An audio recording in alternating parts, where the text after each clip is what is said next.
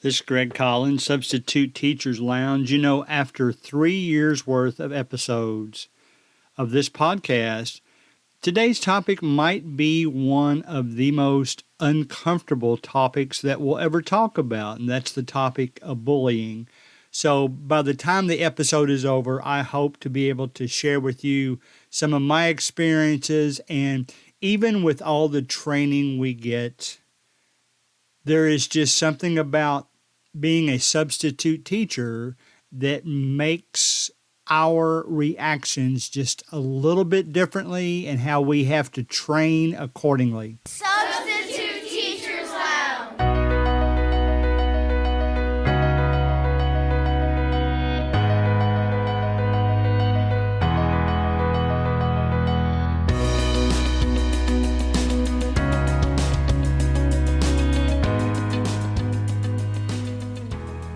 All right, guys, welcome to this week's show. You know, the training on bullying that I get in my area is the exact same video training and in classroom training that the regular full-time teachers go through as well. The only thing that makes it a little bit different with substitute teachers is that we don't see those situations as often because we're not in that classroom as often. Whereas a regular teacher may see something developing over days after days of being with the same students, we as substitute teachers, we don't often see that. We can still see individual bullying things going on. I guess we have to separate bullying from fighting a little bit. Fights can happen in a school system outside of bullying, but bullying can be anywhere, can escalate into anything, including fighting and mental anguish and various different things. We're going to talk about them all. I'm going to talk about my experience as a student. I am going to talk about my experiences. I've probably only had a couple that were definitely a bullying situation. I'll tell you how I was advised to and how I handled it. And then we'll talk a little bit about what we need to do in the future to make things better. Let's start out with this. I'm going to take you down memory lane a little bit about how the subject has often been dealt with in TV shows, and I mean going way back. I'm an old man. I'm 64. I'm recording this. This is the episode for June 26, 2022, and this particular topic of bullying has been going on for years. I'm an old Andy Griffith fan. That is a classic show. Otherwise, there wouldn't still be reruns on television every day. There is an episode of Andy Griffith. In fact, it was the very first episode of their second season. If you want to go back and watch that, I'm sure most of you can remember. It was called Opie and the Bully. There was a new kid that moved into town. He was kind of intimidating. He was taller than all the guys around. He talked them into doing things that were illegal, stealing fruit from a market, breaking street lamps. Opie got in trouble. The bully made fun of him all the time. He would shove him a little bit. And, you know, the advice that Andy gave him, he didn't want his son to fight, but he actually did give him permission to take up for himself. And, of course, I hate to call this a spoiler warning, but if you're going to go back and watch it, stick your finger in your ears for about 30 seconds. The very end of the episode, Opie decides to stand up to the guy with his fist raised, and he backed down and walked off. Now, there was also an episode where a boy was stealing Opie's milk money every morning, and again, Andy gave him permission to take up for himself, and that actually resulted in an off-camera fight. We saw Opie's bruised eye. Now, that brings up two things that I want to point out. First of all, it's probably a little unrealistic because In the first episode, there's no guarantees that a guy that's 6 inches taller than a child will back down just because he decides to stand up for himself. And there's no reason to think that a kid's going to learn a lesson by getting in a fight with the bully. So I'm not sure the lessons those episodes were trying to teach is what we'd want to use today.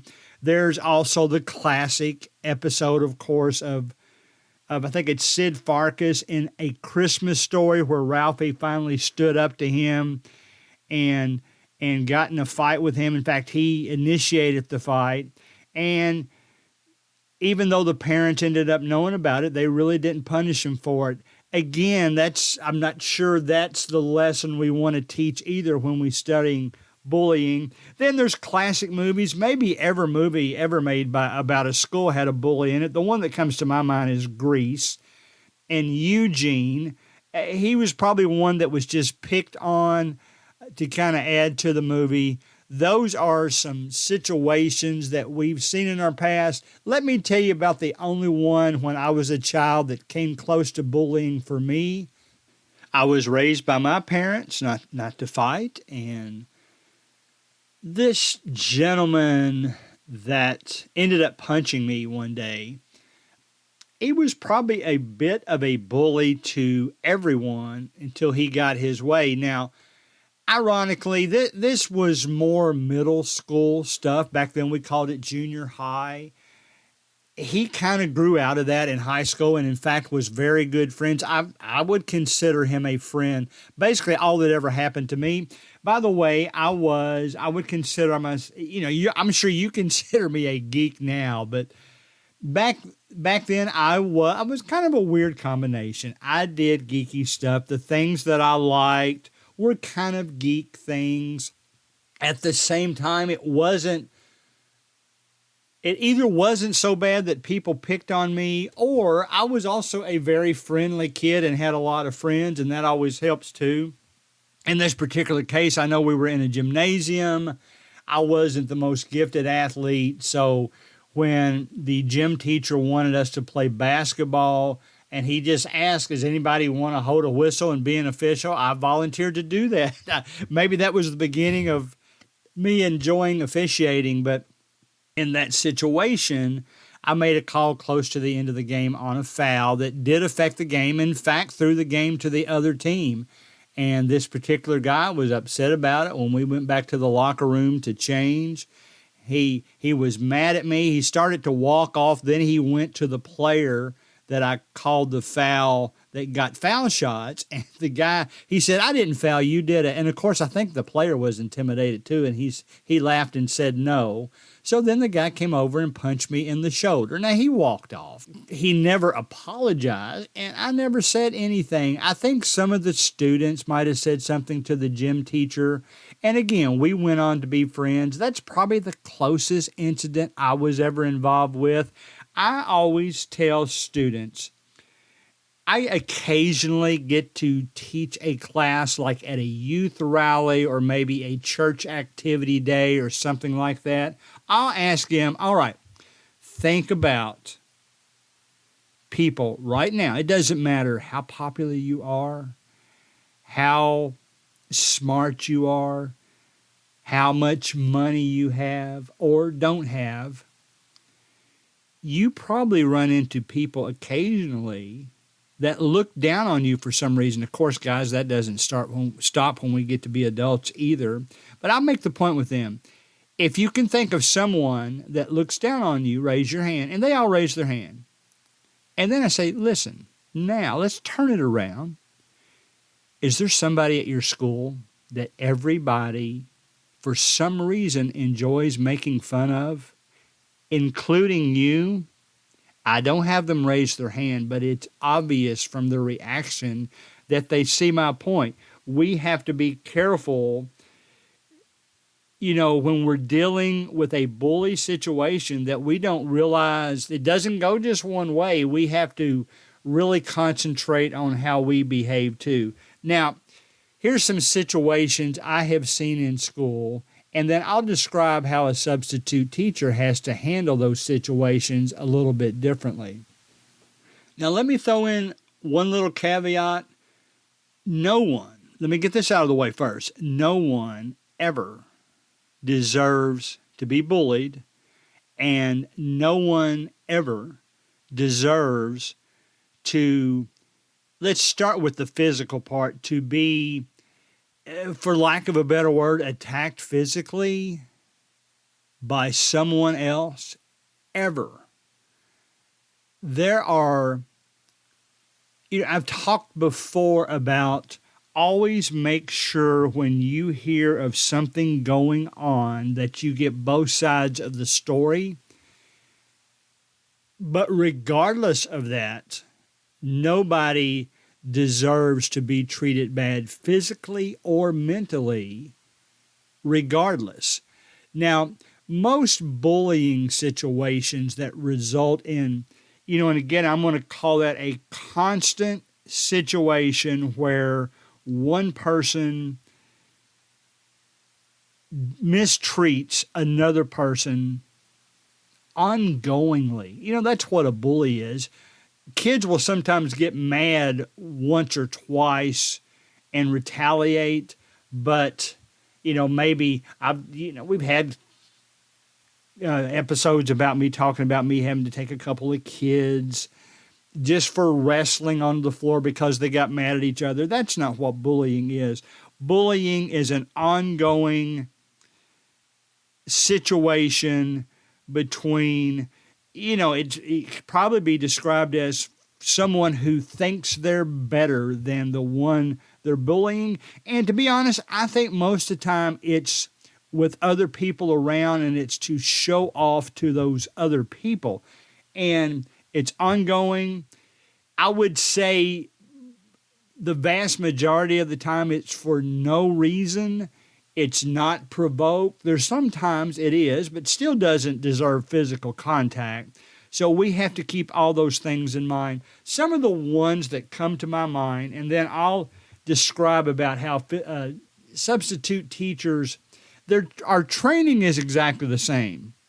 But to me, our training needs to really go beyond even what the regular teachers are. Okay, maybe we've been aware of a possible bullying situation that we need to keep our eyes on. As a substitute teacher, we're not exposed to it every day, so we have to be extra alert. Let's face it, if you're in the same room with the same kids every day for a whole year, you kind of know where your, quote, trouble spots are. And you can kind of, your peripheral vision, whatever it takes, you can kind of be aware of that all the time. Sometimes as a substitute teacher, when we go in a day at a time, we don't always have, I don't want to call it a luxury, of course, but we don't always have that to give us a feel for what to expect. Okay? So I do know of one situation I'll bring up is one student that sat behind another student.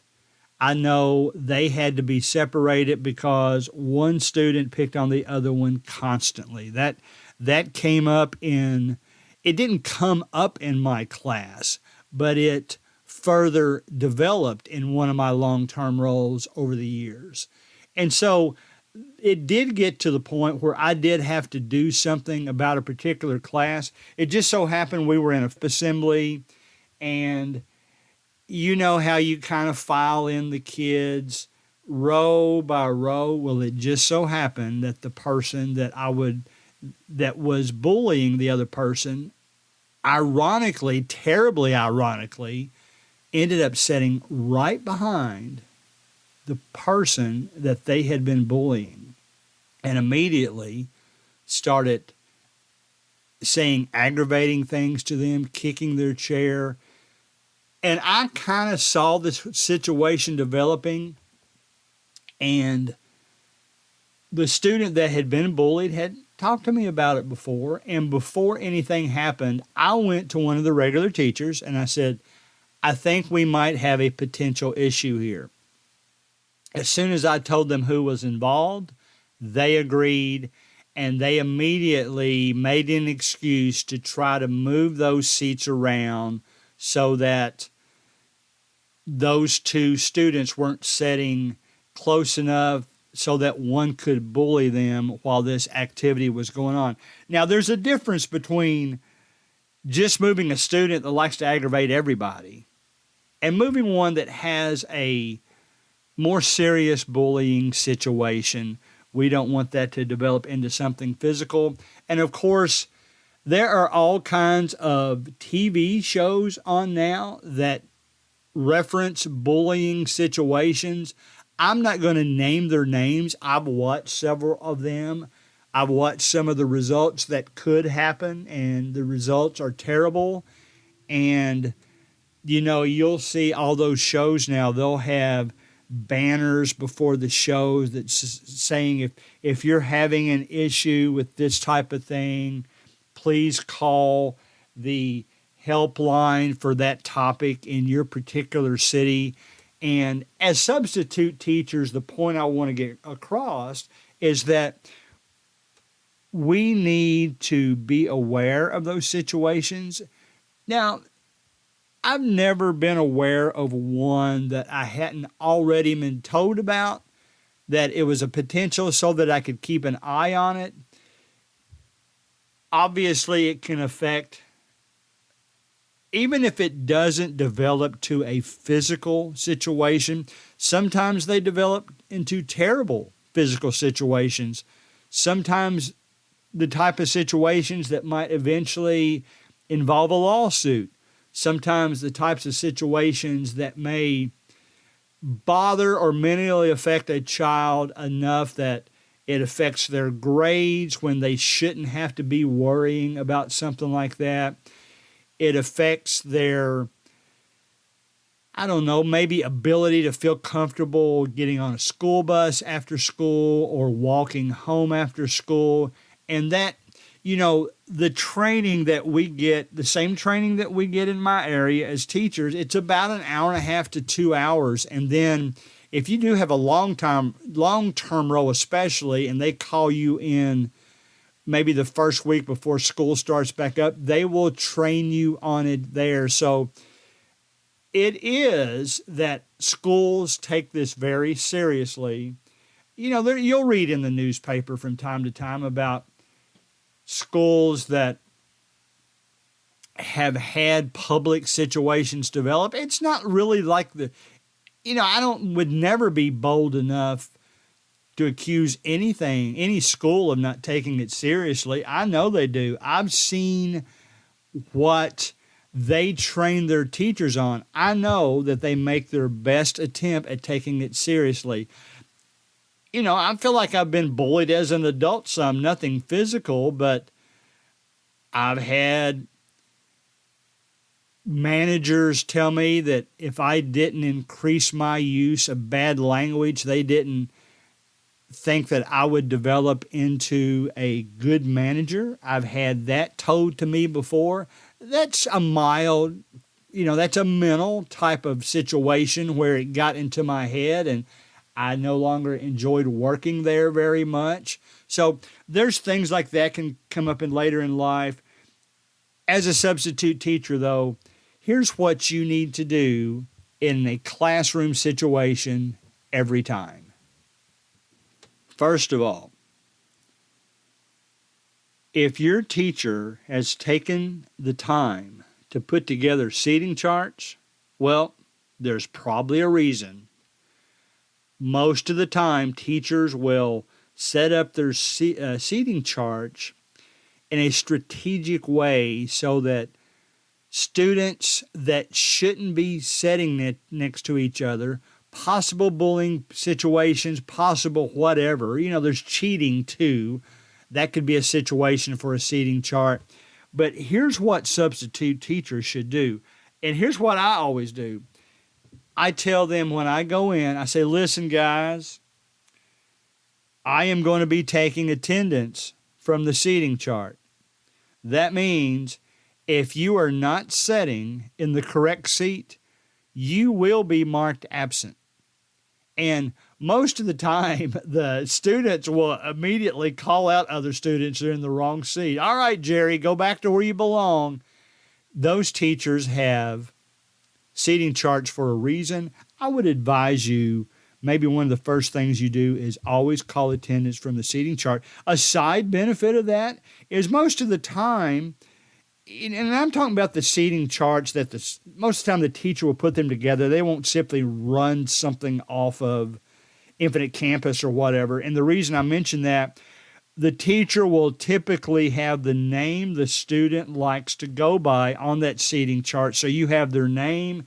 You can call the attendance that way. You can make sure that you're in the right seat, that they're in the right seat, and you can head off some potential situations, at least temporarily, by going by that seating chart. Secondly, and on this one, I'm probably preaching to the choir. If you are the type of person that loves substitute teaching so much that you take the time to listen to a podcast, then you probably don't fall into the category of substitute teachers that just walk in, read a book, and don't pay any attention. But I'm only going to say this shortly and once. If you are that kind of teacher, get out of it, because you need to be observant of that whole class. Now I'm an interactive type of guy. I walk around through all the rows because I want to. I want to interact with them. I want to see what they're doing. I want to see what they're working on. So I do it all the time.